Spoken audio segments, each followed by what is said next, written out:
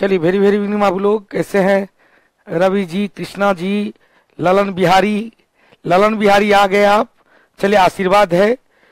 और आपका नाम पहले ही आ गया तो कोई बात नहीं। आप कौटिल्य परिवार के सदस्य हैं, सभी लोग कौटिल्य परिवार के सदस्य हैं। कभी यदि डांट फटकार दे तो बुरा मत मानिएगा, क्योंकि मुझे भी हक है आपको डांटने फटकारने का, मुझे भी हक है ना हक? तो निश्चित तौर पे सभी लोग अपने इस कौटिल्य परिवार के नाम को बहुत ऊंचा तक ले जाएं, अपना अपना रिजल्ट देकर आगे बढ़े। तो कल हम लोग जो टॉपिक चर्चा किए थे, कुछ कठिनाई हो गई थी जिसके कारण हम लोग अब ललन बिहारी को, अब देखो, अब जिस तरह से आपका पहला बैच का पहला दिन नाम आ गया और वो नाम याद रह जाएगा, तो ललन बिहारी कभी आपका नाम ले तो बुरा मत मानना, एकदम रिजल्ट देख के गुरुजी का हौसला अफजाई करना है। आइए तो सब लोग, गोपाल जी, गोलू जी, शंभू जी, कुमार रवि, आलोक, प्रिया, मिथिलेश, सब लोग मस्ती करेंगे आज फिर से मस्ती करेंगे। आज मेरा मस्ती करने का मूड है हिस्ट्री के साथ, आज मेरा मस्ती करने का मूड है हिस्ट्री के साथ। तो आ जाइए, जल्दी जल्दी जुड़े। विशाखा, ज्ञान, गोलू, टिंकू, ब्यूटी, चले बहुत लोग पुराने भी हैं, बहुत लोग नए भी हैं। तो गुड्डूलाल यादव जी भी हैं, बहुत अच्छी बात है। गुड इवनिंग बाबू। शशिकांत जी हिस्ट्री के क्लास के लिए, हेमंत जी और शशिकांत जी हिस्ट्री के क्लास के लिए बहुत ज्यादा एक्साइटेड रहते थे। यूट्यूब चैनल पर भी बहुत ज्यादा कमेंट करते थे कि सर जितना जल्दी हो पाए हिस्ट्री, मतलब हिस्ट्री में वातावरण बनाए रखते थे। तो चंदन जी, जया जी, प्रताप जी, गोलू जी, भोलू जी भी है, बहुत अच्छी बात है। पिंटू जी, भोला चौधरी, सब लोग आइए, चलिए बहुत अच्छी बात है। मानस देवी, नईम, परवीर जी आ रही। अब कमेंट सेशन खत्म करते हैं और स्टार्ट करते हैं। फिर आज से मस्ती करेंगे। मेरा नाम कभी नहीं वापस नहीं, आपका नाम जब तक आया तब तक ऊपर चला गया, कोई बात नहीं। कल हम लोग यहां तक आए थे, ब्राह्मण ग्रंथ के बारे में हल्का सा डिवीजन कर लेते हैं। बताए थे वैदिक विधि विधान कर्मकांड को समझने के लिए, उसके नियम कानून को समझने के लिए ब्राह्मण ग्रंथ की रचना किया गया और प्रत्येक वेद का अपना अपना ब्राह्मण ग्रंथ है, जिसमें बताए थे ऋग्वेद का ब्राह्मण ग्रंथ 2 बताए थे, ऐतरेय ब्राह्मण ग्रंथ और कौशितकी ब्राह्मण ग्रंथ। ऐतरेय ब्राह्मण ग्रंथ में क्या क्या बताए थे? तो 3 बात बताए थे। पहला तो सत्यवादी राजा हरिश्चंद्र, दूसरा राजा के राजस्व का सिद्धांत, राजत्व का सिद्धांत कहते हैं, और तीसरा बताए थे राजसूय यज्ञ की चर्चा। फिर बताए थे कि दूसरा बताए थे कि ऋग्वेद का जो ब्राह्मण ग्रंथ ऐतरेय ब्राह्मण ग्रंथ है वह किस शाखा से संबंधित था? तो शाकल शाखा से। किस शाखा से बाबू? शाकल शाखा से संबंधित का क्वेश्चन पूछेगा। दूसरा बताए थे हम लोग के आचार व्यवहार, हम लोग के आचार व्यवहार पर कंट्रोल करने के लिए बताए थे वरुण देवता, इसकी चर्चा कौशितकी ब्राह्मण ग्रंथ में, जो संखायन ब्राह्मण से संबंधित है, संखायन शाखा से संबंधित है। फिर बताए थे, ध्यान से सुनिएगा, अब आप लोग कमेंट को, चैट को कम करें, फिर पता नहीं आपको नहीं समझ में आएगा। जितना चैट कम करेंगे, जितना चुपचाप सुनिएगा ना, मैं आपसे वादा करता हूं यह भी हिस्ट्री भी हीमोग्लोबिन बनेगा। तो आप लोग चैट को कम करेंगे, जितना मेरा उस पर क्वेश्चन आवर कम रहेगा उतना ज्यादा पढ़ा पाएंगे। संजीव जी आज तक कभी भी आपसे पास में आकर नहीं, आज बोले ही है युवा की नौकरी देने का ठेका नहीं ले रखेंगे। रविशंकर प्रसाद बोले हैं आज युवाओं को नौकरी देने का ठेका नहीं ले रखा है।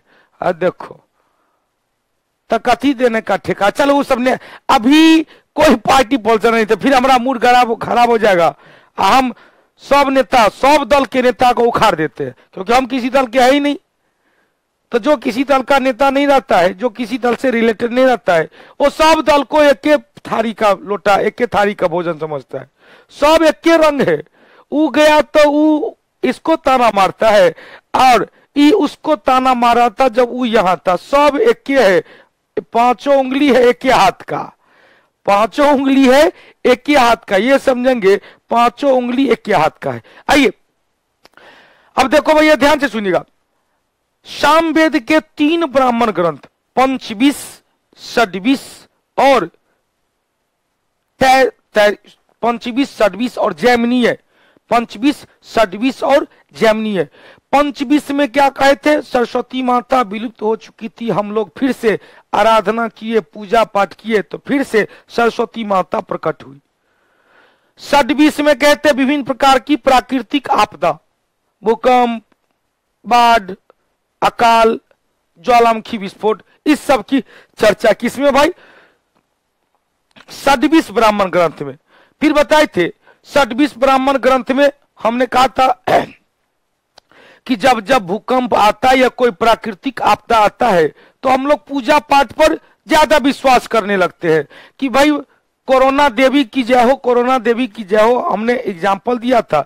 तो वो जो विभिन्न प्रकार के आपदा के समय जो पूजा पाठ होता है उसकी चर्चा षड्विश ब्राह्मण ग्रंथ में कहा गया। और जैमिनीय ब्राह्मण ग्रंथ में कहा गया, जैमिनीय में कहा गया क्या भाई, तो विभिन्न प्रकार के मंत्रों की चर्चा किया गया, मंत्र की चर्चा किया गया जैमिनीय में। यजुर्वेद का ब्राह्मण ग्रंथ 2 बताए थे, कौन कौन, शतपथ ब्राह्मण ग्रंथ और तैत्तरीय ब्राह्मण ग्रंथ। शतपथ ब्राह्मण ग्रंथ में 3 पॉइंट बताए थे कि कृषि करने की विभिन्न विधि, आर्य सप्ताह का विस्तार, आर्य सप्ताह के विस्तार कैसे हुआ था, तो हमने कहा था मिथिला के राजा विदेह और उनके पुरोहित गौतम राहुगण ने मुंह में आग लेकर जहां जहां जिस जिस क्षेत्र से गुजरते चले गए तो उस क्षेत्र में आर्य सप्ताह का विस्तार होता चला गया। और बताए थे सदा नीरा उर्फ गंडक नदी को पार करते समय आग का गोला नीचे गिर गया, आर्य सप्ताह वहीं तक रुक गया। इस मगध क्षेत्र को अनार्यों का, अछूतों का भूमि कहा गया। क्लियर, क्यों, क्योंकि इस मगध क्षेत्र में गौतम राहुगण और राजा विदेह आ ही नहीं पाए। 24 बैल से खींचे जाने वाले हल की चर्चा शतपथ ब्राह्मण ग्रंथ में किया गया है। शतपथ ब्राह्मण ग्रंथ में विभिन्न यज्ञों का मानव के जीवन पर पड़ने वाले प्रभाव की चर्चा, विभिन्न यज्ञों का मानव के जीवन पर पड़ने वाले प्रभाव की चर्चा किया गया है। अब देखो शतपथ ब्राह्मण हो गया, तो दूसरा क्या बताए थे, तैत्तरीय। तैत्तरीय ब्राह्मण ग्रंथ में हमने आपको क्या कहा, हम लोग जितने भी कर्म करते हैं, कोई अच्छा कर्म करे, कोई बुरा कर्म करे, कोई अपना चैनल को हैक कर ले या कोई चैनल को दे दे, वो सब उनके द्वारा निर्देशित होता है। तो कहा जाता है कि भैया कि हम लोग का जो मानव का जो आचरण है वो देवताओं के द्वारा निर्धारित होता है, देवताओं के द्वारा नियंत्रित होता है। हो सकता है कोई बढ़िया दानव जो विचित्र प्रकृति के देवता है वो भी देवता है, राक्षसी देवता वो भी है, लेकिन वो बुरा नजर वाले देवता है, तो उनका यदि बुरा साया किसी पर पड़ गया तो बुरा बुरा काम करने लगा, अच्छा साया पड़ा तो अच्छा अच्छा काम करने लगा। यदि बुरा साया पड़ा तो कौटिल्य जीएस के चैनल को हैक कर दिया, अच्छा साया पड़ेगा तो फिर से कौटिल्य जीएस के चैनल को डाल देगा।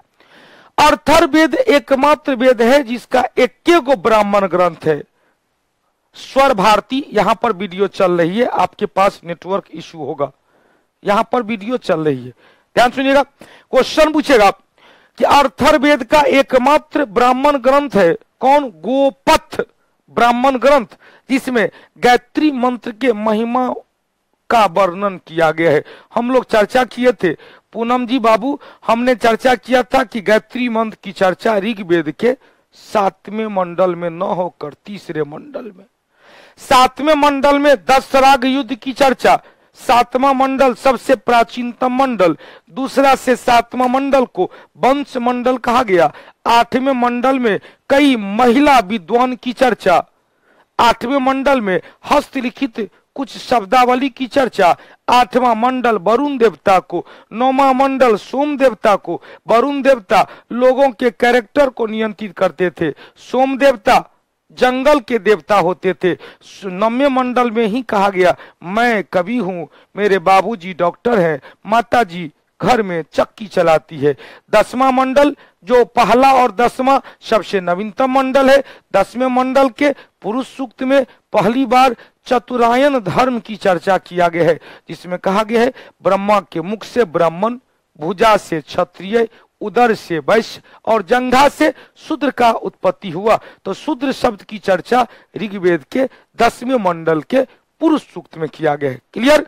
अब देखो अगला चीज है आरण्यक। ध्यान से सुनिएगा, आरण्यक ग्रंथ, आरण्य मतलब होता है जंगल। तो हमने पहले ही बता दिया था कि जंगल में लिखा गया ग्रंथ को आरण्यक ग्रंथ कहेंगे, जंगल में लिखे गए ग्रंथ की रच को क्या कहेंगे? आरण्यक ग्रंथ कहेंगे। अब आरण्यक जंगल में लोग क्यों जाता है? आध्यात्म का ज्ञान लेने, धुनी रमाने के लिए। याद करेंगे जब कालिदास की रचना की याद करेंगे, कालिदास की रचना भले ही लौकिक रचना है जिसमें धर्म से कोई लेना देना नहीं है, गैर धार्मिक साहित्य है। कौटिल्य की रचना अर्थशास्त्र, विशाख दत्त की रचना मुद्रा राक्षस, कई रचना बताएंगे, बहुत बढ़िया से याद करवाएंगे। तो अध्यात्म मतलब धर्म की चर्चा, अध्यात्म मतलब धर्म, धर्म से संबंधित तथ्य की तलाश में लोग पहले जंगल जाते थे। जंगल में अध्यात्म, बड़ा बड़ा महर्षि रहते थे, बड़े बड़े ऋषि मुनि रहते थे, उनके शरण में जाकर शिक्षा लेते थे, अध्यात्म के बारे में समझते थे। तो हमने कहा था ऋग्वेद, दूसरा क्या बताए थे रचना में? ऋग्वेद, यजुर्वेद, सामवेद और अर्थर्वेद। हमने सीक्वेंसली बताया था, कल दिखा दिया था। हम लोग आम बोलचाल की भाषा में कहते हैं ऋग्वेद, सामवेद, यजुर्वेद, अर्थर्वेद, राम, लक्ष्मण, भरत, शत्रुघ्न।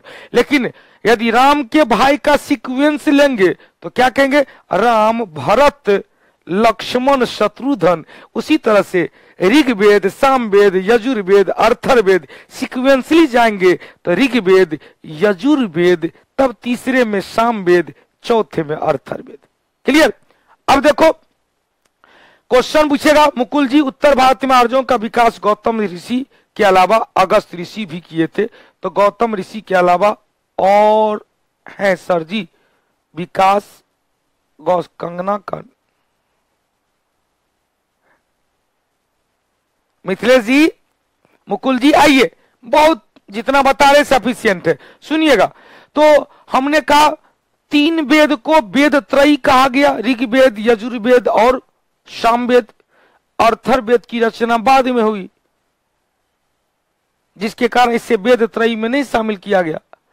अर्थर्वेद की रचना जिस समय हुई उस समय जंगल कटने लगे थे, लोग अपना निवास स्थान जंगल की ओर ले जाने लगे थे, तो जंगल तो रहा ही नहीं, तो अध्यात्म की बात कहां होगी?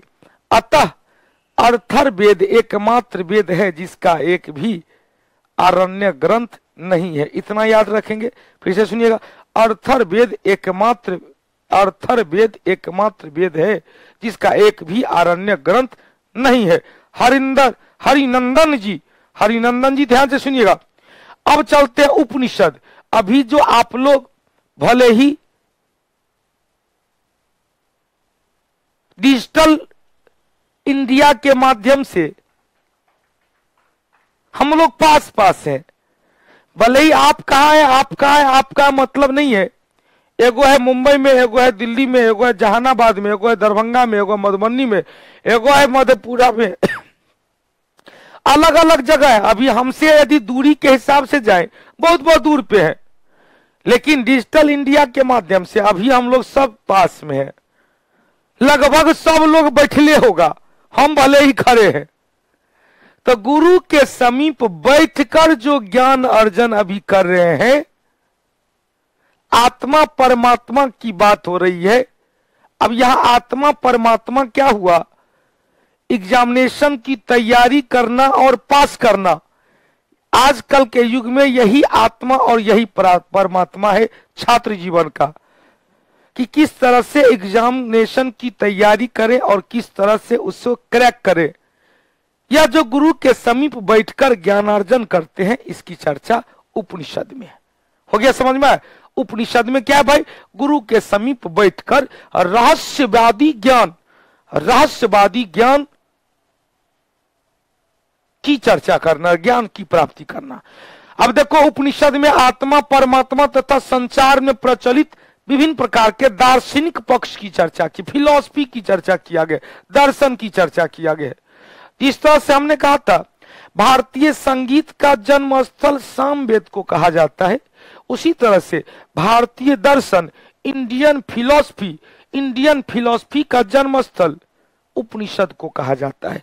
अब क्वेश्चन पूछेगा, उपनिषद को ब्रह्म विद्या कहा जाता है, क्या कहते हैं? ब्रह्म विद्या भी कहा जाता है। उपनिषद को ब्रह्म विद्या भी कहा जाता है। भारतीय दर्शन का जन्म स्थल उपनिषद को कहा जाता है, उपनिषद को ब्रह्म विद्या कहा गया। भारतीय दर्शन का जन्म स्थल किसे कहते हैं भाई? उपनिषद को कहते हैं। उपनिषद की कुल संख्या 108 है, जिसमें मात्र 13 उपनिषद ही प्रमाणिक बताया जाता है। ध्यान से सुनिएगा, उपनिषद की संख्या कुल कितना है? 108 है, जिसमें 13 उपनिषद ही प्रमाणिक माना जाता है। अब जो 5-6 गो उपनिषद का नाम उसमें जो महत्वपूर्ण तथ्य है उसको याद रखेंगे। सुमन जी ठीक है।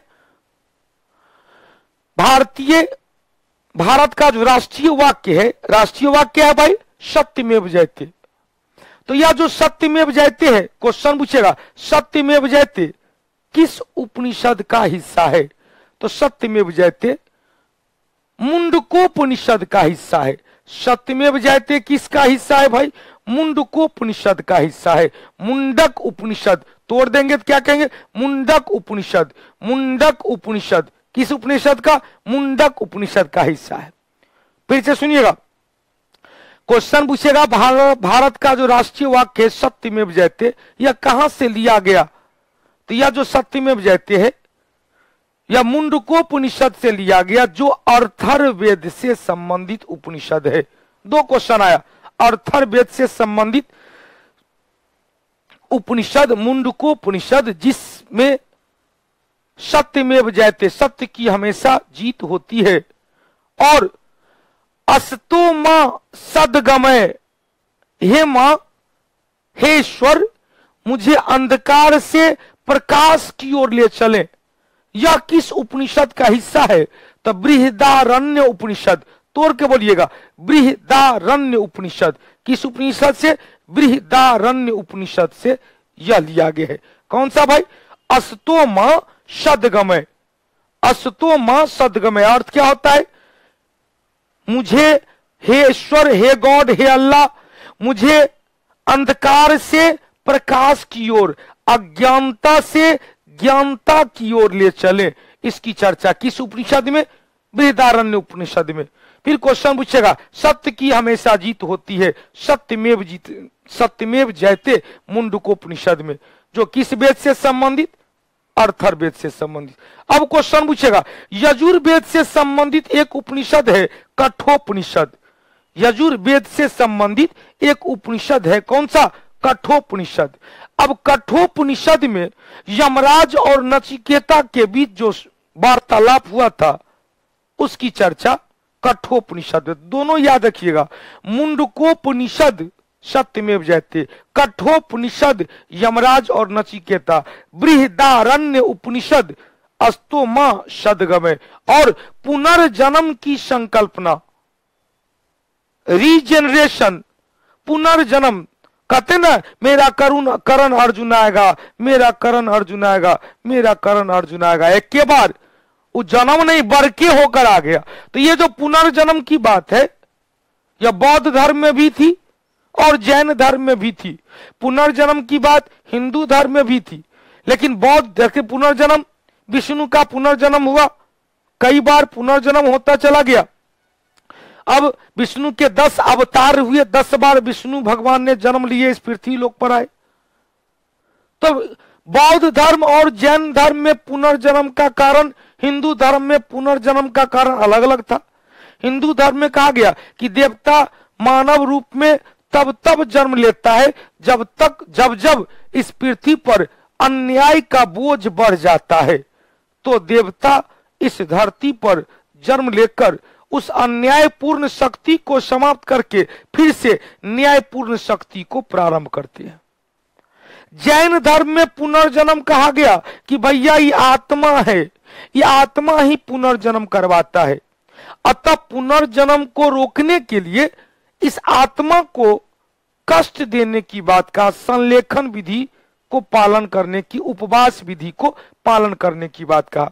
बौद्ध धर्म में पुनर्जन्म का मुख्य कारण तृष्णा या इच्छा या विष को बताया। अब इच्छा को बस में करने के लिए बौद्ध धर्म में अष्टांगिक मार्ग या मध्यम मार्ग अपनाने की बात कहा। तो पुनर्जन्म में विश्वास किस उपनिषद में? तो बृहदारण्य उपनिषद में। हो गया।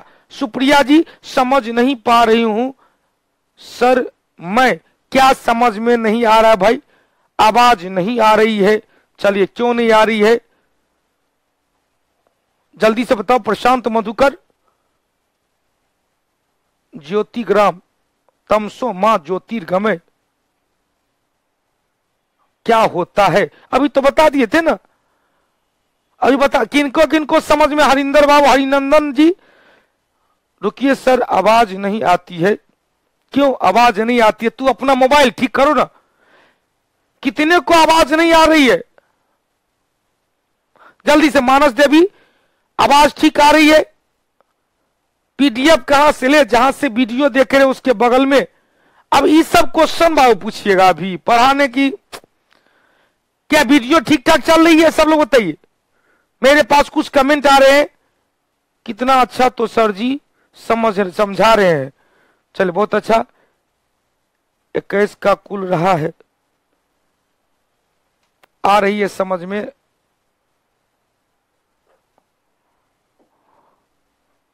पंकज जी, सर इतना हार्ड लैंग्वेज याद कैसे होगा? पगला कहीं। किन्हीं को और समझ में दिक्कत है? किन्हीं को समझने में दिक्कत है? चलिए, एक लाइन से करे। बहुत अच्छा सर, सब याद हो रहा है। चलिए, अब कहो, जब सारा का सारा अभी क्लास में जो बैठे हुए हैं लोग, अभी जो जितने लोग बैठे हुए हैं हम बता देते हैं आपको। अभी जो बैठे हुए हैं ध्यान से देखिएगा, अभी लाइव क्लास का हिस्सा है, अभी लाइव का क्लास का हिस्सा है 950 लोग। 950 लोग लाइव में बैठे हुए हैं। उसमें से 2-3 व्यक्ति को कठिनाई हो रही है। तो आप कहो 950 में 2-3 व्यक्ति कठिनाई कर रहे हैं, बार बार मैसेज कर रहे हैं, एक ही चीज को रिपीट कर रहे हो, तो अच्छी बात तो रही है। समझने का प्रयास करें भाई। आप ये सब किनको कठिनाई हो सकती, ध्यान सुनिएगा, ये सब किनको कठिनाई होगा? अब वो लोग कह रहे हैं, नईम परवेज जी है जो मुस्लिम धर्म से संबंधित है, इस्लाम धर्म से संबंधित है, उनको इस सब से कोई मतलब नहीं है, फिर भी उनको समझ में आता है। आप तो हिंदू धर्म क्यों? हिंदू धर्म में तो अभी तो खाली देवीय देवता का चर्चा होगा। मुस्लिम आक्रमण तक केवल देवीय देवता का चर्चा होगा। दिल्ली सल्तनत की स्थापना तक केवल देवीय देवता का चर्चा होगा, हिंदुए धर्म की चर्चा होगा। उसके बाद दिल्ली सल्तनत या उससे पहले भारत पर सिंध पर अरब आक्रमण, तुर्क आक्रमण, वहां से इस्लाम धर्म का चर्चा होगा। तो इसको ये तो समझने वाली बात है, इसमें तो कुछ है ही नहीं। अस्तो मां ज्योतिर्गमय, हम तो हिंदी में भी अर्थ बता रहे हैं। अस्तो मां ज्योतिर्गमय मतलब हे मां मुझे अंधकार से प्रकाश की ओर ले चला, बृहदारण्य उपनिषद। पुनर्जन्म में संकल्पना, बृहदारण्य उपनिषद। सत्यमेव जयते, कठोपनिषद, मुंडकोपनिषद। यमराज एवं नचिकेता के बीच संबंध, वार्तालाप, कठोपनिषद। हो गया। चलो, बहुत अच्छी बात है। अब देखो, अद्वैतवाद का जन्म स्थल आर्ज नामक भक्त ने अद्वैतवाद का मत दिया। उन्होंने कहा कि ब्रह्म सत्य है। ब्रह्म मतलब ईश्वर, गॉड, अल्लाह। ब्रह्म सत्य है, आइए, जो जगत है यह मिथ्या है, सब जगत मिथ्या है। आज भी हम लोग सब यात्रा में जाते हैं, हिंदू धर्म के होंगे, सब यात्रा में जाते हैं, तो क्या कहते हुए जाते हैं? राम नाम सत्य है, मतलब ब्रह्म सत्य है, और जगत, ये जो जगत है यह जगत मिथ्या है। कोई कहता है कि मैं आपका दोस्त हूं, कोई कहता है मैं आपका पुत्र हूं, मैं आपका पिताजी हूं, मैं आपकी पत्नी हूं, मैं आपका पति हूं। यह सब झूठा है, फरेबी है, यह सब धोखा है। लेकिन ब्रह्म सत्य है, राम नाम सत्य है, अल्लाह ईश्वर सत्य है, वह जो थर्ड पावर है केवल वही सत्य है। ब्रह्म मिथ्या है, जगत मिथ्या है। या किसी ने कहा, शंकराचार्य के द्वारा किया कहा गया अद्वैतवाद मत। अब इस अद्वैतवाद मत की चर्चा, अद्वैतवाद मत का जन्म स्थल कहां है? छांदोग्य उपनिषद में। ध्यान से सुनिएगा, छांदोग्य उपनिषद में। अब क्वेश्चन पूछेगा, किस उपनिषद में पहली बार गुरु के प्रति शिष्य की आस्था प्रकट किया गया है? शिष्य ने अपने गुरु के प्रति आस्था प्रकट किया है, वह किस उपनिषद में? छांदोग्य उपनिषद में। अब देखो भैया,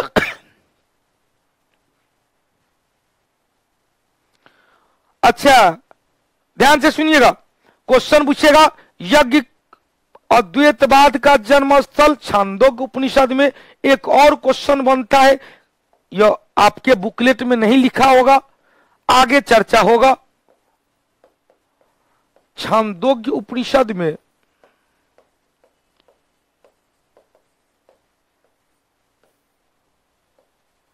कृष्ण ने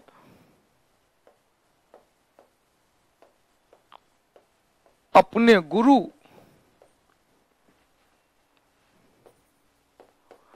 घोर अंगिरस के प्रति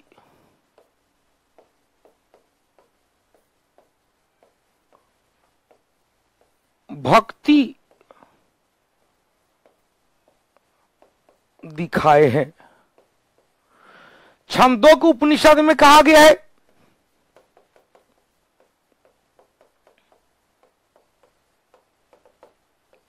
छांदोग्य उपनिषद में कहा गया है, ध्यान सुनिएगा, छांदोग्य उपनिषद में कहा गया है कि भगवान कृष्ण ने अपने गुरु घोर अंगिरस के प्रति भक्ति दिखाए थे। भगवान कृष्ण ने उषा यादव, ध्यान से सुनना, भगवान कृष्ण ने अपने गुरु के प्रति भक्ति दिखाए हैं, समर्पण दिखाए, आस्था दिखाए हैं।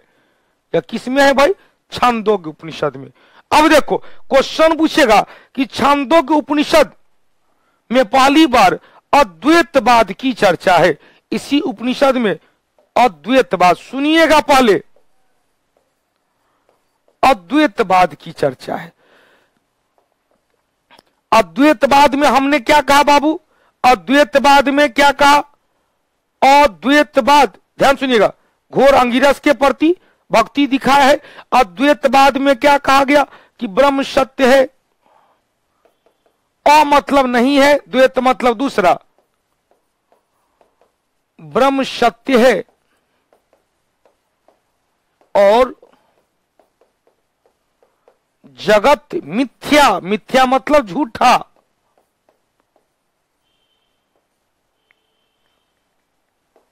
झूठा है। अब देखो, अब चर्चा करेंगे, ध्यान सुनिएगा। अब यदि चर्चा करेंगे कि अद्वैतवाद, आप ध्यान से सुनिएगा, कुछ अलग प्रकार का क्वेश्चन बता रहे हैं, कुछ अलग प्रकार का क्वेश्चन बता रहे हैं, जो बिहार दरोगा के पीटी हो या मुख्य परीक्षा हो, एक क्वेश्चन आने की संभावना है, एक क्वेश्चन आने की संभावना। अमरजीत बाबू, विकास बाबू, ध्यान से सुनिएगा। अब हम एक चार्ट बना रहे हैं, एक हम चार्ट बना रहे हैं। यहां पर लिख रहे हैं मत, या यहां पर लिख रहे हैं भक्ति संत, संत, यहां पर लिख रहे हैं मत, और यहां पर लिख रहे हैं संप्रदाय। 3 खंड आप लोग भी लिख लेंगे, जिनका जिनका एग्जाम है, पीटी हो या मुख्य परीक्षा हो, सब लिख लेंगे। पहले शंकराचार्य,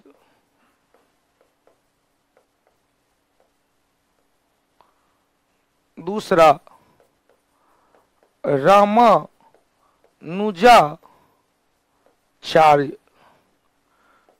तीसरा माधवाचार्य, चौथा वल्लभाचार्य और 5वां निम्बकाचार्य। या 5 गो भक्त संत थे, 5 भक्त संत, पांचों का क्वेश्चन पूछता है, पांचों से क्वेश्चन पूछता है। 5 भक्त संत,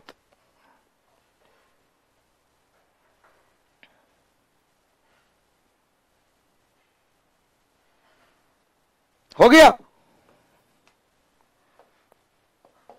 अब इन्होंने कौन कौन सा मत दिया भाई, कौन कौन सा मत दिया? तो पहला देखेंगे, शंकराचार्य ने अद्वैतवाद मत दिए, रामानुजाचार्य ने विशिष्टाद्वैतवाद मत दिए, माधवाचार्य ने द्वैतवाद मत दिए, वल्लभाचार्य ने शुद्धाद्वैतवाद मत दिए, निम्बकाचार्य ने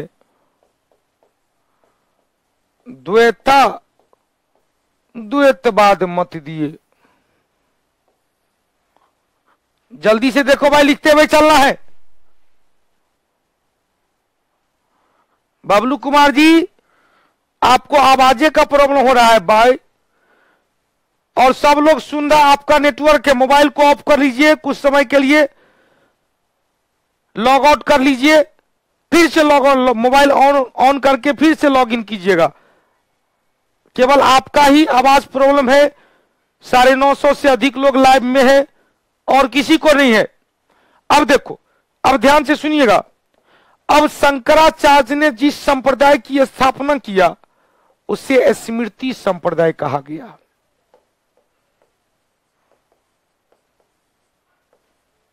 कौन सा संप्रदाय? स्मृति संप्रदाय।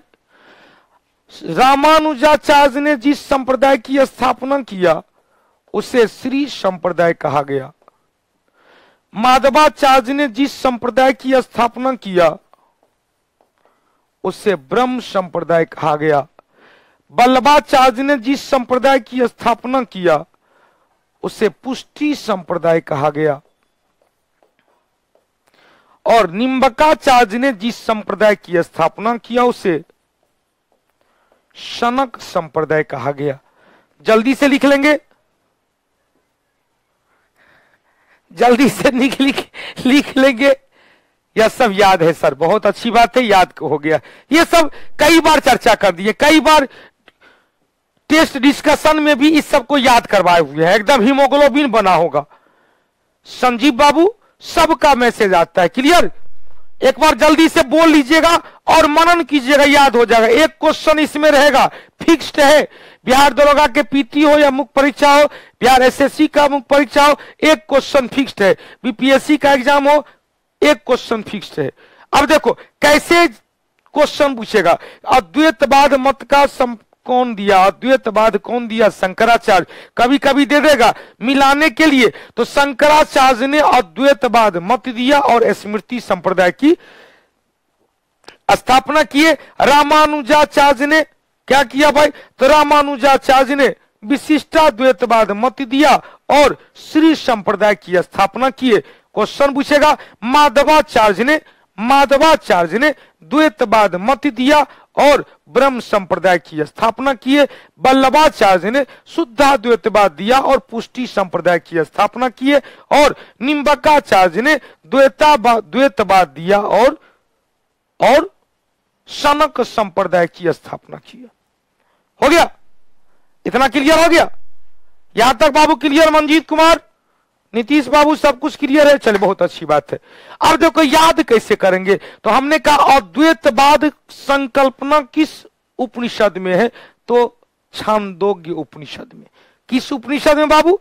छांदोग्य उपनिषद में। इससे पहले हमने क्या कहा? छांदोग्य उपनिषद में कृष्ण ने अपने गुरु घोर अंगिरस के प्रति भक्ति दिखाया है, और इसी उपनिषद में अद्वैतवाद मत की चर्चा है। अद्वैतवाद मत में कहा गया ब्रह्म सत्य है और जगत मिथ्या है। ब्रह्म सत्य है और जगत क्या है? झूठा है। मिथ्या मतलब झूठा है। अब चलते हैं, क्वेश्चन पूछेगा, ध्यान से सुनिएगा।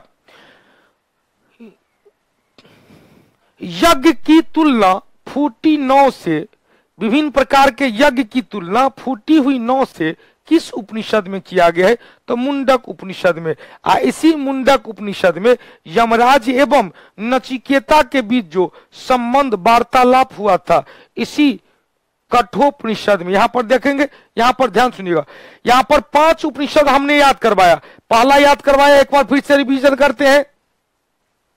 पहला मुंडकोपनिषद, दूसरा कठोपनिषद, तीसरा बृहदारण्य उपनिषद, चौथा छांदोग्य उपनिषद, और पांचवा मुंडक उपनिषद। मुंडक उपनिषद को ही मुंडकोपनिषद कहेंगे। मुंडक उपनिषद को ही क्या कहेंगे? मुंडकोपनिषद कहेंगे। तोड़ देंगे, मुंडक उपनिषद को ही क्या कहेंगे भाई? मुंडकोपनिषद। तो मुंडक उपनिषद हो या मुंडकोपनिषद हो, बतवा इज बराबर। जिसमें क्या कहा गया? जिसमें कहा गया सत्यमेव जयते, और दूसरा कहा गया जो यज्ञ है, यज्ञ फूटी हुई नौ है। जब तक पानी निकालते रहेंगे तब तक हम लोग को डूबने नहीं देगा। अतः आपको यदि अपने सारे चीज को कंट्रोल करना है, बुरी आत्मा से, बुरी नजर से बचाना है, तो यज्ञ का क्रियाक्रम करते रहे। अब देखो, अब क्वेश्चन पूछेगा पुराण, ध्यान सुनिएगा, पुराण क्या है? तो इसे भी ब्राह्मण साहित्य के अंतर्गत रखा गया है। पुराण क्या है? ब्राह्मण साहित्य के अंतर्गत रखा गया है। कहा जाता है पुराण की कुल संख्या 1.5 दर्जन है। पुराण की कुल संख्या 18 है, जिसमें सभी पुराण की रचना लोमस ऋषि और उनके पुत्र उग्र शर्मा के द्वारा किया गया। इतना याद रखेंगे, पुराण की रचना लोमस ऋषि और उनके पुत्र उग्र शर्मा। लोमस ऋषि और उसके पुत्र उग्र शर्मा। लोमस सबसे बड़ा उपनिषद बृहदारण्य उपनिषद है। नितिन प्रसाद जी, अब देखो क्वेश्चन पूछेगा कि पुराण की कुल संख्या 18 में रचना कौन किया? 18 का 18, तो लोमस ऋषि और उनके पुत्र उग्र शर्मा के द्वारा किया गया। क्वेश्चन पूछेगा सबसे प्राचीनतम पुराण मत्स्य पुराण है। सबसे प्राचीनतम पुराण मत्स्य पुराण है। सबसे प्राचीनतम पुराण मत्स्य पुराण है। इस मत्स्य पुराण से भी या इस पुराणों से भी विभिन्न प्रकार के वंशावली की चर्चा मिलती है। विभिन्न प्रकार के वंशावली की चर्चा मिलती है। मुंडकोपनिषद को ही मुंडक उपनिषद कहते हैं। बहुत अच्छी बात है। अब क्वेश्चन पूछेगा सबसे प्राचीनतम पुराण है मत्स्य पुराण, जिसमें विष्णु के 10 अवतार, विष्णु के 10 अवतार की चर्चा किया गया है। अब क्वेश्चन पूछेगा इसी मत्स्य पुराण में सातवाहन वंश के बारे में भी चर्चा किया गया है। बृहदारण्य उपनिषद।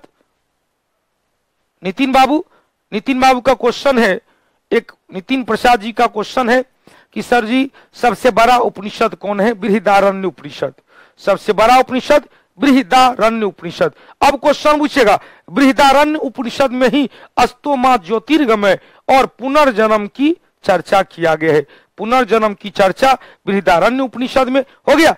अब आगे बढ़े, क्वेश्चन पूछेगा पुराण की संख्या 18, उपनिषद की संख्या जल्दी से बताएंगे। उपनिषद की संख्या कितनी है भाई? तो उपनिषद की संख्या 108। उपनिषद की संख्या 108। सब, जिसमें परमाणिक उपनिषद 13, पुराण की संख्या 18। पुराण की रचना कौन किया? लोमस ऋषि और उनके पुत्र उग्र सर्वाक के द्वारा किया गया। अब क्वेश्चन पूछेगा, सबसे प्राचीनतम पुराण मत्स्य पुराण, जिसमें विष्णु के 10 अवतार और सब प्राचीनतम वंश सातवाहन वंश की चर्चा है। हमने आपको कहा था पूरे इतिहास की जब चर्चा करेंगे तो 100 से सिंधु घाटी सभ्यता और 100 से सातवाहन वंश, 100 से सिंधु घाटी सभ्यता और 100 से सातवाहन वंश, सिंधु घाटी सभ्यता और सातवाहन वंश। इस दो सभ्यता में मातृसत्तात्मक समाज था। कौन सा समाज? मातृसत्तात्मक समाज था। मतलब क्या हुआ? माता के नाम से नामांकरण किया जाता था। उसके बाद जितने भी समाज आए हैं, गुप्त काल, मौर्य काल, गुप्तोत्तर काल, राष्ट्रकूट काल, चोल काल, विजयनगर साम्राज्य, सब में पितृसत्तात्मक समाज, मतलब पिता के नाम से जाना जाता है, पिता के नाम से जाना जाता है। अब क्वेश्चन पूछेगा, सबसे प्राचीनतम पुराण कौन? मत्स्य पुराण, जिसमें सातवाहन वंश की चर्चा। सातवाहन वंश में तो दो ही महत्वपूर्ण चीज बनता है, पहला समाज कैसा था? मातृसत्तात्मक। और सातवाहन शासक के द्वारा सीसा का सिक्का चलाया गया। किसका सिक्का? सीसा का कॉइन चलाया गया, सिक्का चलाया गया। अब क्वेश्चन पूछेगा, वायु पुराण, देख भैया ध्यान से सुनिएगा, वायु कोई देखा है? वायु को किसी ने कोई देखा है? नहीं देखा, महसूस किए हैं, क्योंकि वायु गुप्त है। वायु क्या है भाई? गुप्त है। तो वायु पुराण से शुंग वंश से लेकर गुप्त वंश के बारे में कल का क्वेश्चन में बताए थे कि मौर्य वंश के अंतिम शासक बृहद्रथ की हत्या किया 185 ईस्वी पूर्व में पुष्यमित्र शुंग ने, और शुंग वंश की स्थापना किया। तो पुष्यमित्र शुंग से लेकर गुप्त वंश तक के बारे में जानकारी वायु पुराण से मिलता है। विष्णु पुराण से मौर्य वंश एवं गुप्त वंश, मौर्य वंश एवं गुप्त वंश विष्णु पुराण से जानकारी मिलती है। मौर्य वंश एवं गुप्त वंश की जानकारी किस पुराण से? तो विष्णु पुराण से। अभी यहां 3 पुराण की चर्चा की है। कौन कौन? पहला मत्स्य पुराण, दूसरा वायु पुराण, तीसरा विष्णु पुराण, और चौथा है मार्कंडेय पुराण। मार्कंडेय पुराण, अब देखो मार्कंडेय पुराण में जो दुर्गा पूजा में हिंदू धर्म के लोग दुर्गा सप्तशती का पाठ करते हैं, दुर्गा सप्तशती का पाठ करते हैं, तो दुर्गा सप्तशती का संबंध किस पुराण में है? मार्कंडेय पुराण से। दुर्गा सप्तशती की चर्चा किस पुराण में है? मार्कंडेय पुराण। इसी पुराण में दुर्गा देवी की भी चर्चा है, तो दुर्गा सप्तशती आ गया। दुर्गा सप्तशती या दुर्गा देवी की चर्चा मार्कंडेय पुराण में, मार्कंडेय पुराण में। अब क्वेश्चन पूछेगा, अग्नि पुराण में पहली बार गणेश पूजा की चर्चा है, गणपति बप्पा मोरया। किस पुराण में? अग्नि पुराण में। अग्नि पुराण में गणपति बप्पा मोरया, तो इसकी गणपति बप्पा मोरया की चर्चा किस पुराण में भाई? तो अग्नि पुराण में। अब क्वेश्चन पूछेगा, अग्नि पुराण में ही तांत्रिक पद्धति की भी चर्चा किया गया। तंत्र मंत्र, जिस तरह से बताए थे अथर्ववेद में तंत्र मंत्र की चर्चा है, जादू टोना की चर्चा है, टोना टोटका की चर्चा है, उसी तरह से क्वेश्चन पूछेगा किस पुराण में तंत्र मंत्र की चर्चा है? तो अग्नि पुराण में। गणेश पूजा की पहली बार चर्चा अग्नि पुराण में। मत्स्य पुराण में विष्णु के 10 अवतार सातवाहन वंश की चर्चा। वायु पुराण में शुंग वंश से लेकर गुप्त वंश की चर्चा। विष्णु पुराण में मौर्य वंश और गुप्त वंश की चर्चा, मौर्य वंश और गुप्त वंश की चर्चा। मार्कंडेय पुराण में दुर्गा सप्तशती या दुर्गा देवी की चर्चा है। हो गया क्लियर? चल फिर कीजिए, बहुत अच्छी बात है। अब ध्यान से सुनिएगा, क्वेश्चन अब पूछेगा वेदांग क्या है? तो वेदांग को भी वेद का ही अंग माना गया। नाम है वेद अंग, तोड़ेंगे वेद का अंग वेदांग। वेद के अंग को क्या कहते हैं? वेदांग कहा जाता है। वेद के अंग को क्या कहते हैं? वेदांग कहा जाता है। अब देखो भाई ध्यान से सुनिएगा, वेदांग इसे वेद का अंग माना गया है जिसकी रचना उत्तर वैदिक काल में हुई। जिसकी रचना किस काल में हुई भाई? उत्तर वैदिक काल में हुई। अब क्वेश्चन पूछेगा, अब बाबू एक पूछ रहे हैं कि भैया सर जी बताए आर्ज और अनार्ज की चर्चा यजुर्वेद में भी किया गया है। निश्चित रूप से यजुर्वेद में किया गया है। यजुर्वेद में भी आर्ज और अनार्ज की चर्चा है, क्योंकि यजुर्वेद में विभिन्न प्रकार के युद्ध की चर्चा है। ऋग्वेद में कहीं भी युद्ध नहीं है, केवल दशराग युद्ध है 7वें मंडल में। यह दशराग युद्ध किसके किसके बीच हुआ था? आर्ज एवं अनार्ज के बीच हुआ था। आर्ज एवं अनार्ज के बीच हुआ था 10 राजाओं का युद्ध, जो परसुनी उर्फ रावी नदी के किनारे। अब देखो चैनपुर नरेश, नंदन कुमार, बाप रे बाप, चैनपुर नरेश, मगध नरेश, दरभंगा नरेश। अब देखो ये जो यही सब अनुच्छेद 18 में ब्रेक किया गया है। अनुच्छेद 18 में यही उपाधि ब्रेक किया गया है। उपाधि पर प्रतिबंध लगाया गया है। सामाजिक समरसता की भावना उत्पन्न करने के लिए नाम से पहले कोई भी ठाकुर नरेश, दीवान, राय बहादुर नाम से पहले लगाने की अनुमति नहीं दिया गया। अब देखो भाई लैंग्वेज थोड़ा सा शॉर्ट कीजिए। किसका लैंग्वेज भाई? अब देखो क्वेश्चन पूछेगा, ध्यान सुनिएगा। किस पुराण में तंत्र की चर्चा है? तो अग्नि पुराण में। दासी पुराण में तांत्रिक पद्धति है। भाई आप मुकुल जी क्या से क्या पढ़ लिए हैं? यहां पर हमने कहा अग्नि पुराण में गणेश पूजा और अग्नि पुराण में तांत्रिक पद्धति की चर्चा किया गया है। अब देखो गुप्त वंश की चर्चा विष्णु पुराण में भी है। ध्यान सुनिए, वायु पुराण में शुंग वंश से लेकर गुप्त वंश तक, शुंग वंश से लेकर गुप्त वंश तक। अब विष्णु पुराण में मौर्य वंश, केवल मौर्य वंश और गुप्त वंश की चर्चा है। मौर्य वंश और गुप्त वंश की चर्चा किया गया है। अब देखो क्वेश्चन पूछेगा, ध्यान से सुनिएगा, ध्यान से सुनेंगे। अब आप किस बुक में पढ़ते हैं हमको नहीं पता है, हमको नहीं पता आप किस बुक में पढ़े हैं। बुक का स्रोत दीजिएगा, हमारे पास भी ढेर सारा बुक है, बता देंगे कभी। अभी इसी को समझने का प्रयास करें। वेदांग की संख्या कितनी है भाई? 6 है। वेदांग की रचना उत्तर वैदिक काल में। वेदांग को भी वेद का ही अंग माना गया। वेदांग वेद को सही तरीके से समझने के लिए इसकी रचना किया गया। वेद को सही तरीके से, वेद को सही तरीके से समझने के लिए वेदांग की रचना किया गया। अब क्वेश्चन पूछेगा वेदांग की संख्या कितनी है? 6 है।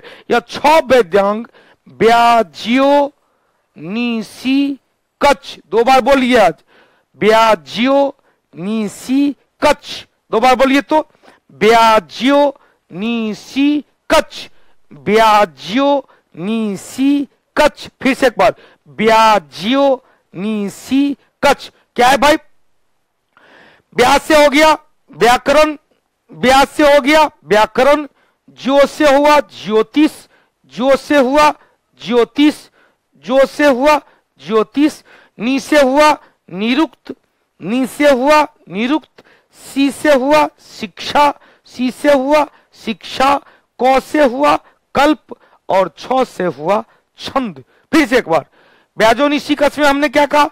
ब्याज से व्याकरण, ब्याज से व्याकरण हो गया, ब्याज से व्याकरण। और दूसरा देखो, ज्यो से ज्योतिष, ज्यो से ज्योतिष। तीसरा, नी से निरुक्त, सी से शिक्षा, क से कल्प, छ से छंद, छ से छंद। अब देखो ब्याजो निशी कच्छ, ध्यान से सुनिएगा, ब्याजो निशी कच्छ जब ये आएगा, ब्याज्यो नी सी कच्छ, तो ब्याजो निसी कक्ष में क्या होगा भाई? व्याकरण, ज्योतिष, निरुक्त, शिक्षा, कल्प और 6 से हुआ छंद। अब सब कुछ रखे, सब कुछ देखिएगा।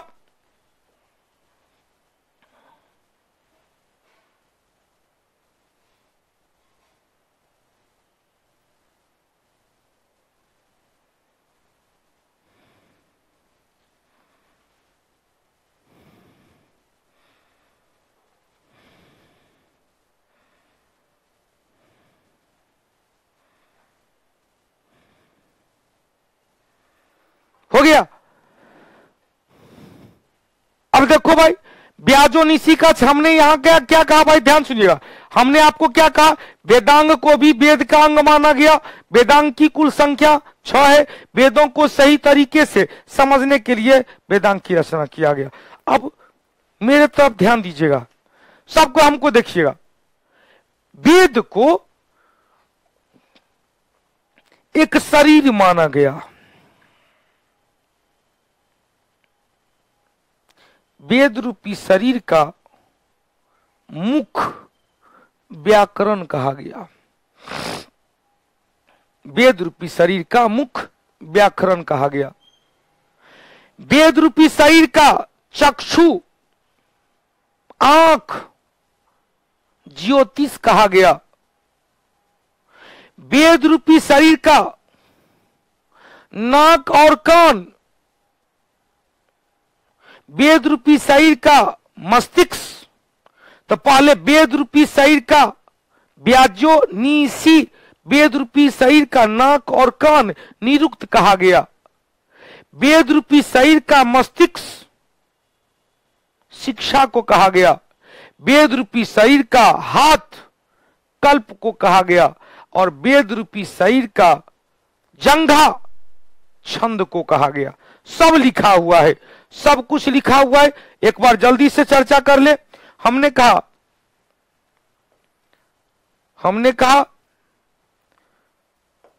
वेद का मुख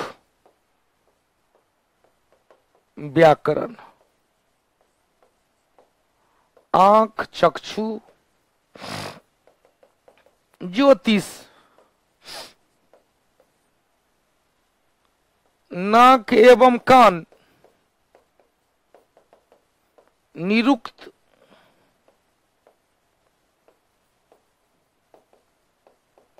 मस्तिष्क, शिक्षा, हाथ, कल्प और पैर या जंघा छंद। 1 2 3 4 5 6 यहां पर क्या बताए? ब्या ज्यो नी सी को छ। हो गया। ब्याजो निसी कच, ब्याजो निसी कच, सबका अर्थ तो बता दिए। व्याकरण मुख से, ज्योतिष का संबंध आंख से, निरुक्त का संबंध नाक और कान से, शिक्षा का संबंध मस्तिष्क से, कल्प का संबंध हाथ से, छंद का संबंध पैर से। हो गया। अब देखो क्वेश्चन पूछेगा प्राचीन, इसे वेद रूपी शरीर का मुख माना गया, लिखा हुआ वेद रूपी शरीर का मुख माना गया। इसमें समास, संधि, उपसर्ग, प्रत्यय की चर्चा किया गया है। सबसे प्राचीनतम व्याकरण ग्रंथ किसे माना गया? पाणिनि की रचना अष्टाध्यायी को। क्वेश्चन खूब पूछता है। सबसे प्राचीनतम ग्रंथ पाणिनि की रचना अष्टाध्यायी। इस अष्टाध्यायी पर शुंग वंश के काल में पातंजलि नामक विद्वान ने महाभाष्य की रचना किया, जो अष्टाध्यायी पर लिखा गया एक टिप्पणी था, एक कमेंट था, एक सारांश था। ध्यान से सुनिएगा। क्वेश्चन पूछता है कि पाणिनि की रचना का नाम क्या है भाई? अष्टाध्यायी। अष्टाध्यायी क्या है? प्राचीनतम व्याकरण ग्रंथ। शुंग वंश के काल में पातंजलि ने इस अष्टाध्यायी पर व्याकरण ग्रंथ लिखा महाभाष्य, जो टिप्पणी था, टीका था, कमेंट था। तो क्वेश्चन पूछता है व्याकरण ग्रंथ में सबसे प्राचीनतम व्याकरण ग्रंथ, सबसे प्राचीनतम व्याकरण ग्रंथ पाणिनि की रचना अष्टाध्यायी। इस पाणिनि की रचना अष्टाध्यायी पर शुंग वंश के काल में पातंजलि ने महाभाष्य की रचना किया। दोनों क्वेश्चन पूछता है, पातंजलि की रचना महाभाष्य वो भी व्याकरण ग्रंथ है, प्राचीनतम व्याकरण ग्रंथ, पाणिनि की रचना अष्टाध्यायी। अब क्वेश्चन पूछेगा ज्योतिष क्या है भाई, तो ज्योतिष वेद रूपी शरीर का क्या माना गया, आंख माना गया। ज्योतिष शास्त्र से संबंधित, ज्योतिष शास्त्र से संबंधित सबसे प्राचीनतम ज्योतिष से ग्रंथ बृहद संहिता है। सबको पता है बृहद संहिता, बृहद संहिता की रचना बराह मिहिर के द्वारा किया गया। बृहद संहिता की रचना किसके द्वारा किया गया भाई, बराह मिहिर के द्वारा किया गया। अब क्वेश्चन पूछेगा, ध्यान से सुनिएगा, बृहद संहिता की रचना बराह मिहिर के द्वारा किया गया। अब क्वेश्चन पूछेगा बराह मिहिर ने जो बृहद संहिता लिखा वो प्राचीनतम ज्योतिष से संबंधित ग्रंथ था। अब क्वेश्चन पूछेगा निरुक्त, निरुक्त को क्या कहा गया, वेद रूपी शरीर का नाक एवं कान कहा गया। बाद में निरुक्त नामक एक पुस्तक की रचना यास्क मुनि के द्वारा किया गया। निरुक्त से क्वेश्चन पूछता है, निरुक्त नामक पुस्तक की रचना किसने किया, यास्क मुनि के द्वारा किया गया, जिसे भाषा शास्त्र का प्रथम ग्रंथ माना जाता है। भाषा शास्त्र का प्रथम ग्रंथ, भाषा शास्त्र का प्रथम ग्रंथ किसे माना जाता है, तो निरुक्त, जिसकी रचना कौन किया था, यास्क मुनि के द्वारा। तब व्यास से हो गया व्याकरण ग्रंथ, प्राचीनतम व्याकरण ग्रंथ। पाणिनि की रचना अष्टाध्यायी, जिस पर शुंग वंश के काल में पातंजलि ने महाभाष्य लिखा। ज्योतिष शास्त्र से सबसे प्राचीनतम ग्रंथ बराह मिहिर की रचना बृहद संहिता। निरुक्त ग्रंथ की रचना किसने किया, यास्क मुनि के द्वारा, जो भाषा शास्त्र से संबंधित प्राचीनतम ग्रंथ है। उसके बाद वेद रूपी शरीर का शिक्षा क्या है भाई, मस्तिष्क से है। शिक्षा क्या है, मस्तिष्क से है। कल्प में चले वेद रूपी शरीर का हाथ कहा गया। कल्प में विभिन्न प्रकार के विधि विधान, हाथ से विधि विधान करते हैं। तो कल्प में 4 शाखा, कल्प में कितना भाई, 4 शाखा। अब क्वेश्चन पूछेगा कल्प की संख्या 4 है, कौन कौन है भाई, तो धर्म सूत्र है, कौन कौन है भाई, धर्म सूत्र है, स्रोत सूत्र है, शुल्ब सूत्र है, और चौथा आपको मिलेगा गृह सूत्र। फिर से सुनिएगा, 4 सूत्र में हमने कहा यह सब क्या है भाई, यह सब क्या है, कल्प है। चारों सूत्र से क्वेश्चन पूछता है, चारों सूत्र से क्वेश्चन पूछता है। ध्यान से सुनिएगा, चारों सूत्र से क्वेश्चन क्या पूछता है, ध्यान से सुनिएगा। क्वेश्चन पूछेगा, पहला क्या बताए, स्रोत सूत्र, दूसरा धर्म सूत्र, तीसरा शुल्ब सूत्र, चौथा गृह सूत्र। एक बार बोल लीजिए मेरे साथ, पहला क्या बताए, स्रोत सूत्र, दूसरा क्या बताए, धर्म सूत्र, तीसरा क्या बताए, शुल्ब सूत्र, चौथा क्या बताए, गृह सूत्र। इसमें चारों में से कम 2 को याद रखिएगा। एगो अभी जो आईपीसी एक्ट है, पारिवारिक नियम कानून, और एक यज्ञ का जो कुंड बनता है वो ज्यामितीय आकार का, यज्ञ का कुंड का चर्चा ज्यामितीय आकार का वो किस सूत्र में है, तो एगो है गृह सूत्र, इसी से आईपीसी एक्ट आया, इंडियन पेनल कोड आया गृह सूत्र से। शुल्ब सूत्र में याज्ञिक कर्मकांड के लिए जो कुंड बनाया जाता है, देखे होंगे त्रिभुजाकार कुंड होता है, यज्ञ में आहुति देने वाला कुंड त्रिभुजाकार, जिसकी चर्चा शुल्ब सूत्र में किया गया है। चारों के बारे में देखेंगे। अब देखो ध्यान से सुनिएगा, क्वेश्चन पूछेगा, स्रोत सूत्र में बड़े बड़े यज्ञ के विधि विधान की चर्चा किया गया है, बड़े बड़े यज्ञ के विधि विधान की चर्चा किया गया है। धर्म सूत्र में व्यक्ति के राजनीतिक, सामाजिक, सांस्कृतिक नियम और कर्तव्य की चर्चा किया गया है।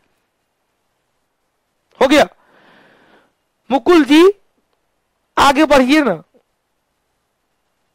मनुष्य के पुरुषार्थ की चर्चा सबसे पहले द पुरुषार्थ मतलब कहते हैं ना, पुरुषार्थ मतलब का होता है सब कुछ का अनुभूति, सामाजिक, राजनीतिक, धार्मिक जो अस्तित्व है, धार्मिक जो संस्कृति है, उसकी उसे ही पुरुषार्थ कहते हैं। और मनुष्य के पुरुषार्थ की चर्चा किस में है? तो धर्म सूत्र में है। चौथा तीसरा बताया शुल्ब सूत्र, इसमें ज्यामितीय विधि से यज्ञ में आहुति देने वाले कर्मकांड की, यज्ञ कुंड की चर्चा किया गया है। और चौथा बनता है गृह सूत्र, इसमें पारिवारिक नियम कानून की चर्चा है। क्वेश्चन पूछता है आईपीसी इंडियन पैनल कोड या इंडियन लॉ की चर्चा पहली बार गृह सूत्र में किया गया है। इंडियन पैनल की चर्चा, इंडियन पैनल कोड की चर्चा किस सूत्र में है? तो गृह सूत्र में। हमने 4 गो सूत्र बताया, स्रोत सूत्र बड़े बड़े यज्ञ, धर्म सूत्र मानव के पुरुषार्थ की चर्चा, शुल्ब सूत्र यज्ञ का त्रिभुजाकार कुंड, और गृह सूत्र जिसमें मनुष्य के या परिवार के नियम कानून और भारतीय कानून संहिता यहीं से उपजा है। हो गया। अगला लास्ट में क्या होता है? ब्याजो नीसी कच्छ, इसमें छंद आता है, इसे वेद रूपी शरीर का पैर माना जाता है, वेद रूपी शरीर का पैर माना जाता है। मुख्य रूप से पिंगल का छंद शास्त्र प्रसिद्ध है। छंद शास्त्र, पिंगल की रचना है छंद शास्त्र। ध्यान से सुनिएगा, पिंगल नामक विद्वान की रचना क्या है? छंद शास्त्र। पिंगल नामक विद्वान की रचना है छंद शास्त्र। यह छंद जिस तरह से बताए थे, निरुक्त की रचना किसने किया था? यास्क मुनि के द्वारा। तो अभी हमने कहा ब्याजो निशी कच्छ, ब्याज से व्याकरण, प्राचीनतम व्याकरण ग्रंथ, प्राचीनतम व्याकरण ग्रंथ, पाणिनि की रचना अष्टाध्यायी। संस्कृत में लिखा गया प्राचीनतम व्याकरण ग्रंथ पाणिनि की रचना अष्टाध्यायी, जिस पर शुंग वंश के काल में पातंजलि ने महाभाष्य की रचना किया। बरामिहिर की रचना बृहत संहिता ज्योतिष शास्त्र से संबंधित। शिक्षा को वेद रूपी शरीर का मस्तिष्क कहा गया। कल्प में बताए थे 4 प्रकार से, धर्म सूत्र, शुल्ब सूत्र, स्रोत सूत्र और गृह सूत्र, जिसमें शुल्ब सूत्र में यज्ञ में आहुति देने वाले त्रिभुजाकार कुंड की चर्चा, धर्म सूत्र में मनुष्य के पुरुषार्थ की चर्चा, स्रोत सूत्र में बड़े बड़े यज्ञ के विधि विधान की चर्चा, और गृह सूत्र में पारिवारिक नियम कानून की चर्चा। इसी गृह सूत्र से Indian panel code, IPC act, भारतीय नियम कानून का उद्भव हुआ। क्लियर? अब देखो अगला चीज बनता है एक, अब इसमें महाकाव्य बचा। एक क्या बचा भाई? महाकाव्य बचा। ध्यान से सुनिएगा, महाकाव्य की संख्या कितनी है? तो महाकाव्य की संख्या 2 है। महाकाव्य की संख्या कितनी है? तो महाकाव्य की संख्या 2 है। कौन कौन भाई? एक है महाभारत और दूसरा है रामायण। महाभारत और रामायण। अब देखो महाभारत और रामायण, जिसमें पहला महाभारत लेते हैं। महाभारत की रचना कौन किया था? कल ही बताए थे, वेद का संकलन महर्षि वेद व्यास। महाभारत की रचना महर्षि वेद व्यास। महाभारत 18 दिन तक युद्ध हुआ कुरुक्षेत्र हरियाणा के क्षेत्र में, पांडव एवं कौरव के बीच। यह 18 दिन के युद्ध को 18 खंड कहा जाता है, 18 पर्व कहा जाता है, जिसमें सबसे बड़ा पर्व था भीष्म पर्व। सबसे बड़ा पर्व भीष्म पर्व और सबसे छोटा पर्व द्रौपदी पर्व। सबसे बड़ा पर्व भीष्म पर्व, सबसे छोटा पर्व द्रौपदी पर्व। भीष्म पर्व में युद्ध के मैदान में जो कृष्ण एवं अर्जुन के बीच संवाद हुआ था, जिसे भागवत गीता का सार कहा जाता है, उसकी चर्चा भीष्म पर्व में किया गया है। महाभारत में प्रारंभ में 8000 श्लोक कहा जाता है। प्रारंभ में कितना भाई? 8000 श्लोक। लेकिन बाद में श्लोक की संख्या बढ़कर 24,000 हो गई, तो उसका नाम दिया गया जय संहिता। वर्तमान समय में महाभारत में 1 लाख से भी अधिक श्लोक है। अब देखो महाभारत में चलते हैं, जितना बताए सब लिखा हुआ है। महाभारत का संकलन कौन किया? महर्षि वेदव्यास। प्रारंभ में केवल 88,000 श्लोक, नाम था जय संहिता, बढ़ाकर 24,000। वर्तमान में महाभारत में 1 लाख से भी अधिक श्लोक है। अतः 1 लाख से है, अतः इसे सहस्त्रास्त्री संहिता मतलब सत सहस्त्री संहिता कहा जाता है।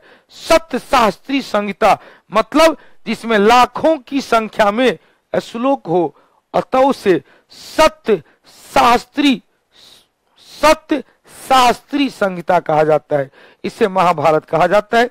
18 भाग में बटा हुआ है। कितने भाग में भाई? 18 भाग में। प्रत्येक भाग को क्या कहते हैं? पर्व कहते हैं। सबसे बड़ा पर्व भीष्म पर्व है। सबसे बड़ा पर्व भीष्म पर्व है। सबसे बड़ा खंड भीष्म पर्व है, जिसमें कृष्ण एवं अर्जुन के बीच हुई संवाद की चर्चा है।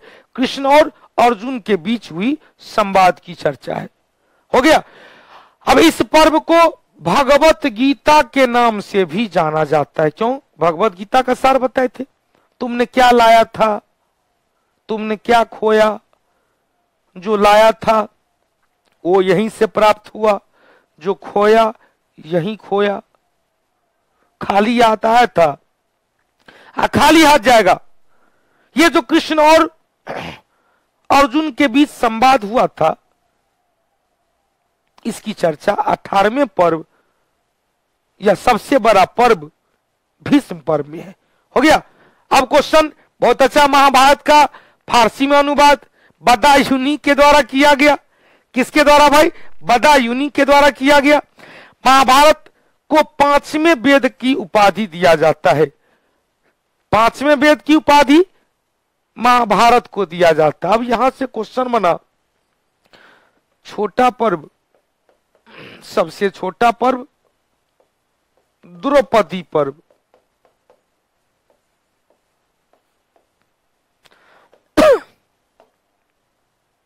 सबसे छोटा पर्व कौन था भाई? द्रौपदी पर्व।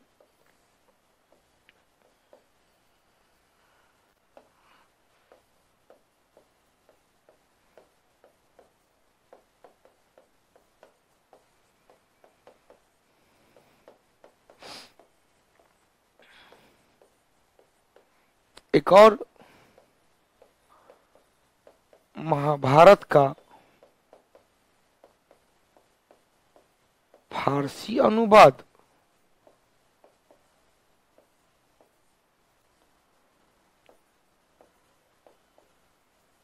बदायूनी द्वारा। किस नाम से? यह भी पूछेगा किस नाम से, तो रज्म नामा के नाम से। आगे चर्चा होगा, जब मुगल काल की चर्चा करेंगे इस सब का चर्चा करेंगे। सबसे छोटा रथ मंदिर भी द्रौपदी रथ मंदिर है। चलो बहुत अच्छी बात है। ऐसे ही दिमाग पर कुछ ना कुछ टेक्निकल चीज रखेंगे। महाभारत का सबसे बड़ा पर्व भीष्म पर्व, सबसे छोटा पर्व द्रौपदी पर्व। भीष्म पर्व में ही कृष्ण यमराज के बीच संवाद, जिसे भगवत गीता कहा जाता है। अनुवाद फारसी में रज्मनामा के नाम से। किस नाम से? रज्मनामा के नाम से बदायूनी के द्वारा किया गया। अब रामायण में चलते हैं, तो रामायण की रचना किसके द्वारा किया गया? महर्षि वाल्मीकि के द्वारा किया गया। वाल्मीकि के द्वारा जो रामायण की रचना किया गया, उसमें कितना था श्लोक भाई? मूल रामायण में 6,000 था, बाद में बढ़ाया गया 12,000। उसके बाद और कई खंड जोड़ा गया, जिसमें 24,000 श्लोक है। महर्षि वाल्मीकि ने जो रामायण की रचना किया, उसमें अयोध्या के राजा राम की चर्चा किया गया है। रामायण कितने खंड में? 7 खंड में बटा हुआ है। रामायण कितने खंड में? 7 खंड में बटा हुआ है। 7 खंड की याद करने की आवश्यकता नहीं है। 18 पर्व को याद करने की आवश्यकता नहीं है। किष्किंधा कांड है, या वनकांड है,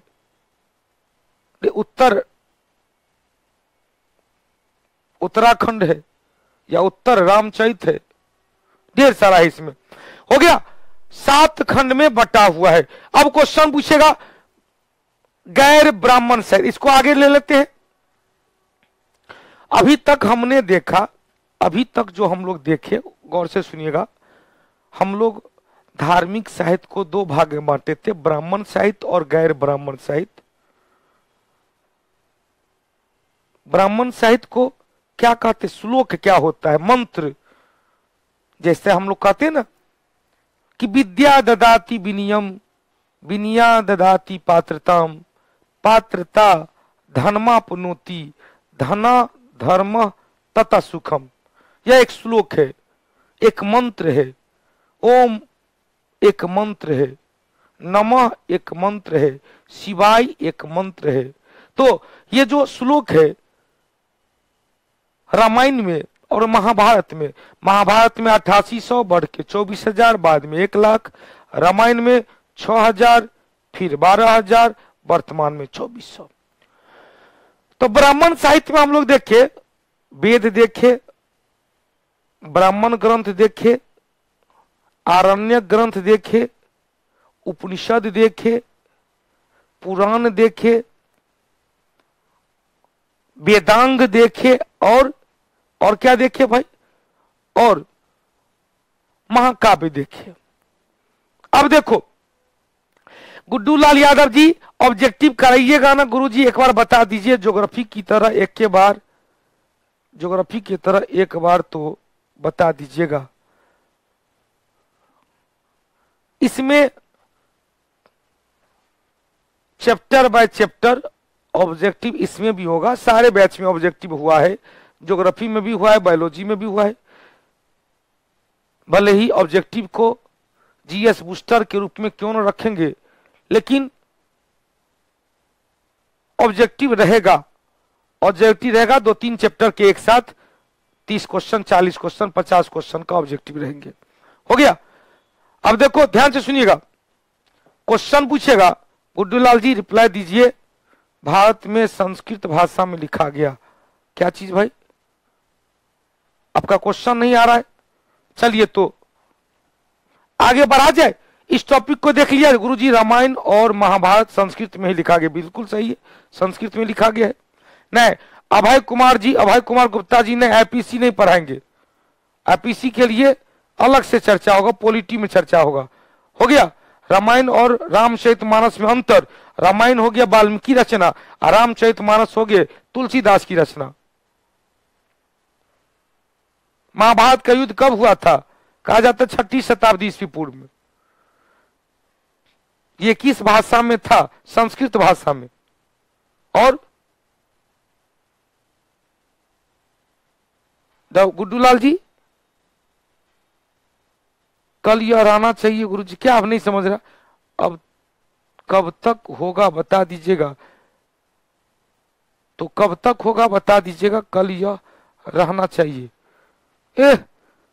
क्या अभी आदेश देते हैं, कल यह रहना चाहिए, रहेगा। अभी पढ़ाएंगे तो तुरंत ही याद हो जाएगा, 10 दिन के बाद रहेगा, तब देखेंगे भूले बिसरे गीत है, याद है कि नहीं है, मतलब चट मंगनी पट भी, अभी पढ़ा है तुरंत इनको ऑब्जेक्टिव चाहिए। 2-3 टॉपिक निकलने तो 50 क्वेश्चन का ऑब्जेक्टिव लेंगे। हिंदी का क्लास प्लीज अरेंज करवा दीजिए। रामचरितमानस, हाँ ये तुलसीदास ने लिखा था, रामचरितमानस तुलसीदास के द्वारा लिखा गया ऑब्जेक्टिव में, और रामायण लिखा गया संस्कृत में। हो गया। और कोई क्वेश्चन पॉलिटी में पढ़ाएंगे, हाँ पॉलिटी में पढ़ाएंगे, रामचरितमानस अवधि में, रामायण संस्कृत में। और कई क्वेश्चन है रामायण खंड के बारे में नहीं लिखाएंगे। राजू जी और किन्हीं का कोई क्वेश्चन, किन्हीं का कोई क्वेश्चन हिंदी में भी बता दीजिएगा। क्या भाई हिंदी में बता दीजिए, ये जो श्लोक बोले हैं, टेस्ट का टाइम हो गया है। और कोई 1000 साल की कहानी कैसे खत्म हो गई,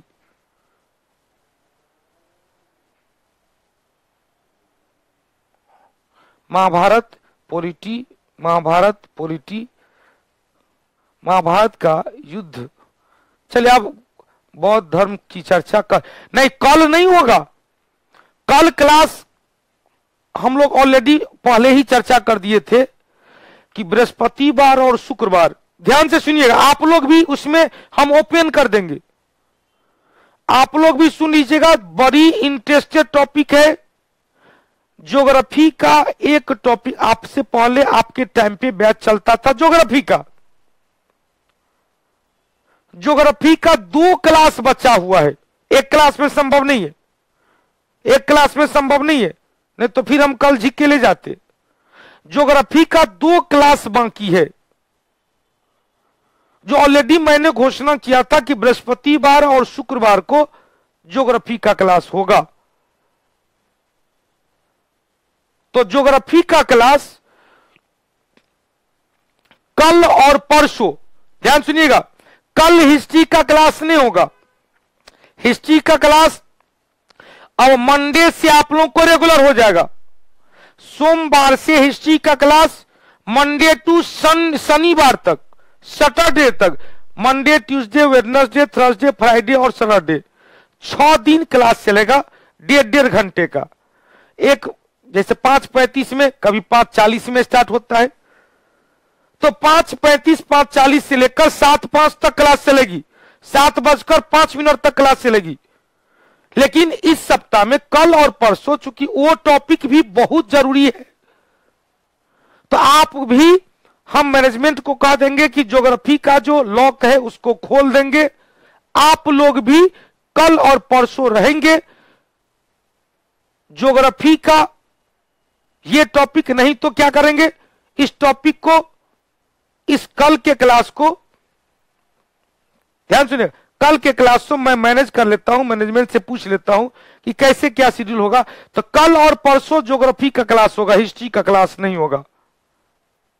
कल और परसों हिस्ट्री का क्लास नहीं होगा, कल और परसों ज्योग्राफी का क्लास होगा, फिर मंडे से आप लोग को क्लास रेगुलर हो जाएगी।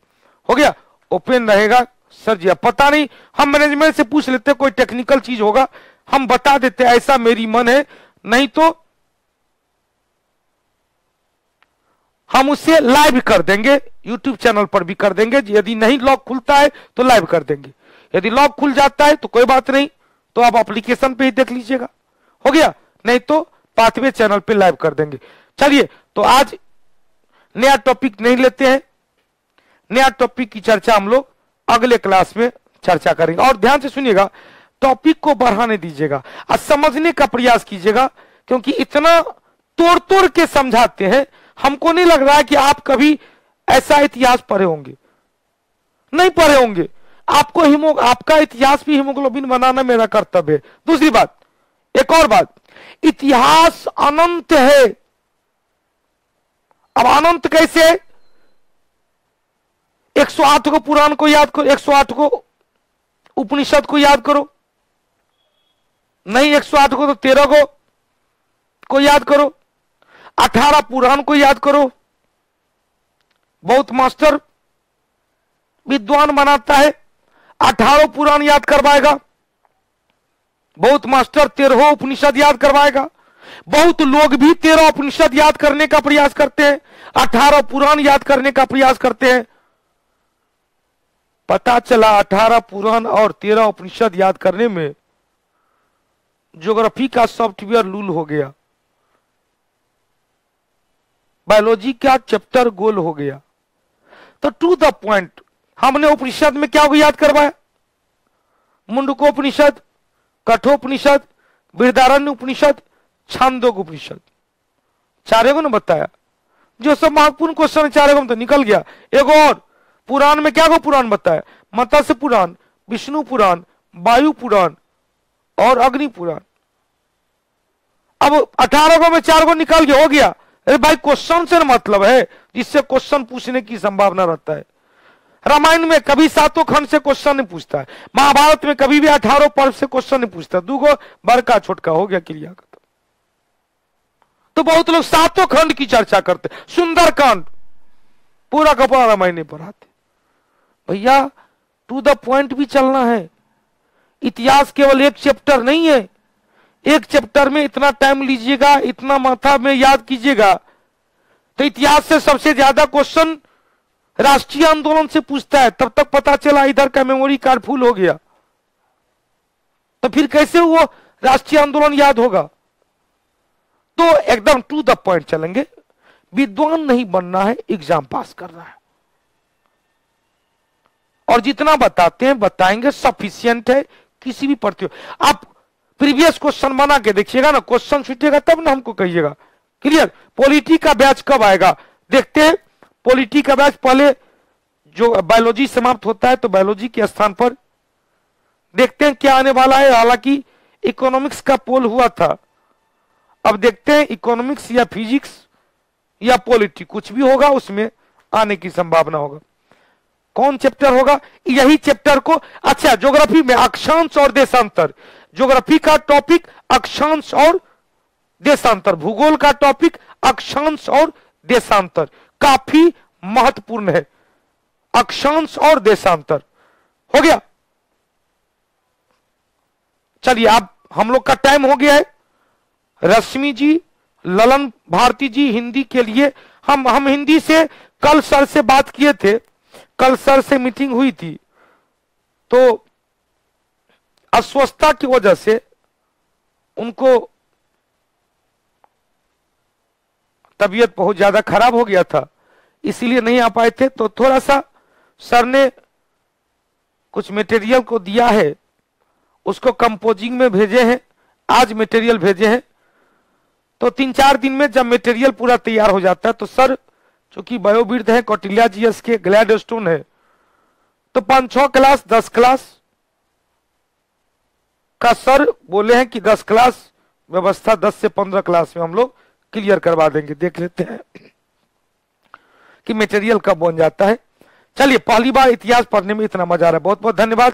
तो फिर मिलते हैं टेस्ट विथ डिस्कशन में 7:50 में, और इतिहास का टॉपिक मंडे से आपका रेगुलर हो जाएगा। तब तक के लिए जय हिंद, जय भारत, जय कौटिल्या, जय बिहार, जय मिथिला। और जो ट्विटर अभियान किया है, ट्विटर अभियान, ट्विटर मुहिम पर जो hashtag bring back Kautilya GS teaching centre, बाबू जरा रंग लाना है। कल तो मैसेज किया था यूट्यूब चैनल की तरफ से ट्विटर पे, लेकिन अभी तक फिर कल हमसे कुछ डॉक्यूमेंट मांगे, रिकवरी मेल मांगे, लेकिन अभी तक फिर कुछ रिप्लाई नहीं आया है। तो देखते हैं हम लोग का मुहिम कितना तेज होता है, कितना जल्दी अपने चैनल को रिकवर करवाते हैं। जो लोग पाथवे चैनल को सब्सक्राइब नहीं किए होंगे, पाथवे चैनल को सब्सक्राइब कर लेंगे, क्योंकि अभी तक जितने भी क्लास होंगे पाथवे चैनल पे होंगे। क्लियर। तब तक के लिए जय हिंद, धन्यवाद। भूगोल का टाइम यही होगा 5:30 से 7 बजे तक।